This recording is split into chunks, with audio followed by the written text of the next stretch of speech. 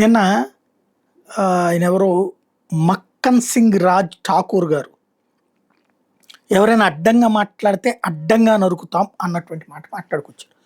నాకు బాగా అయోమయం ఏమనిపిస్తుందంటే, నేనేమన్నా వేరే గ్రహం మీదకెళ్ళానా? లేకపోతే వేరే దేశానికెళ్ళానా? ఎందుకంటే కళ్ళ ఎదురుగుండా జర్నలిజంలో ఇన్నేళ్లలో చూసింది. ఇదివరకు అట్లా ఒక నోరు జారితే జర్నలిస్టులు నిలదీసేవాళ్ళు. పేపర్లలో ఎడిటోరియల్ కాలమ్స్ వచ్చాయి. టీవీల్లో డిబేట్స్ పెట్టాము. అది పోయి ఇప్పుడు మాకు నచ్చిన వాడు మాట్లాడితే తప్పు లేదు. మాకు నచ్చని వాడు మాట్లాడితే మాత్రమే తప్పు.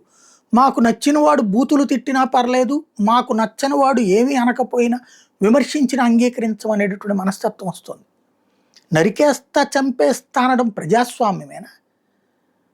బూతులు మాట్లాడడం ప్రజాస్వామ్యమేనా? మనం అహంకారపూరితంగా ప్రవర్తిస్తున్నామా? ఆలోచనారాహిత్యంగా ప్రవర్తిస్తున్నామా? ఎవడు ఏం పీకలేడులే అన్నటువంటి ధైర్యంతో చేస్తున్నామా? ప్రజలు కూడా పట్టించుకోరు అనుకుంటున్నామా అన్నది కాలం డిసైడ్ చేయాలి.